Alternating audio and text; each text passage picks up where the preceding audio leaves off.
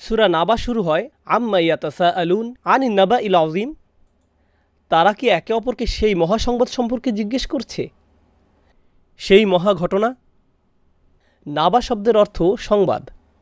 Arabic বা কোরআনে দুই ধরনের সংবাদের কথা বলা আছে, একটা হলো খবর আর একটা নাবা। খবর হলো ছোট সংবাদ। যেমন কেউ যদি জিজ্ঞেস করে, আমি হারিয়ে গিয়েছি, আপনি কি এই খবর দিতে পারেন শহরে কিভাবে যেতে হবে? যেমনটা মুসা আলাইহিস সালাম বলেছিলেন, লাআল্লি আতিকুম মিনহা বিখবর আও জাযওয়াতিম মিনান নারি লাআল্লাকুম তাসতালুন। তিনি বলেছিলেন, আমি হয়তো তোমাদের জন্য কোনো খবর নিয়ে আসতে পারবো। এগুলো ছোটোখাটো বিষয়, কিন্তু বড় কোনো বিষয়, যদি কোথাও আর্মি নেমে যায়, ভূমিকম্প আসে, বন্যায় শহর ডুবে যায়, এগুলোকে আর খবর বলে না, এগুলোকে বলে নাবা। এগুলো বড় বিষয়। নাবা মানেই বড় সংবাদ। আল্লাহ একে আরও বড় করে তুলেছেন আল আযীম শব্দটি ব্যবহার করে। নাবার আরেকটা অর্থ যার কোনো কার্যক্রম থাকে। খবর যে কোনো কিছুই হতে পারে। বিড়ালের 4টি পা আছে, এটা খবর। এটা কি খুব বেশি প্রয়োজনীয় কিছু? কিন্তু নাবা শব্দটা ব্যবহার করলেই গুরুত্বপূর্ণ কিছু বোঝায়। ধরুন কোনো কারণে শহর খালি করে ফেলা হচ্ছে, সুনামি বা বন্যা আসছে, অথবা নিউ ইয়র্কে হারিকেন আঘাত হানছে। সেই মুহূর্তে নিশ্চয়ই আপনি এমন বলবেন না, বাহ, বিষয়টা তো বেশ আকর্ষণীয়। আপনি তখন বিচের দিকে না যেয়ে উল্টো দিকে ছুটবেন। নাবা বা বড় কোনো সংবাদের কোনো না কোনো কার্যক্রম বা অ্যাকশন থাকে। নাবা শব্দ দিয়ে আল্লাহ মানবজাতিকে এই বিষয়ে সংবাদ দিচ্ছেন যা নিয়ে তাদের সতর্ক হওয়া উচিত, কিন্তু তারা তা না করে হাসাহাসি করে। আনিন নাবা।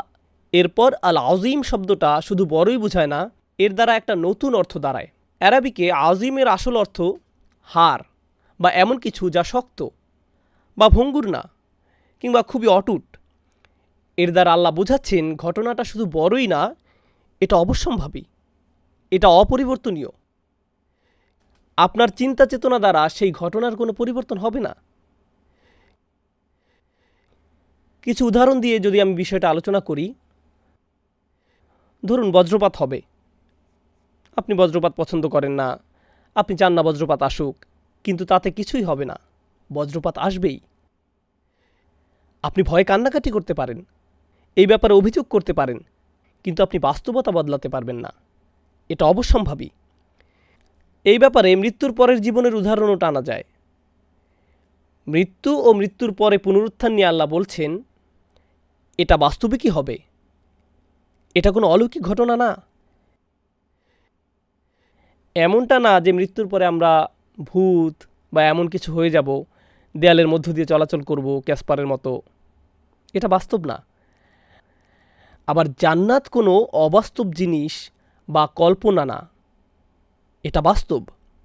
আর এই সকল বড় খবরই আল্লাহ সমন্বিত করেছেন এই আয়াতে, আনিন নাবাইল আযীম।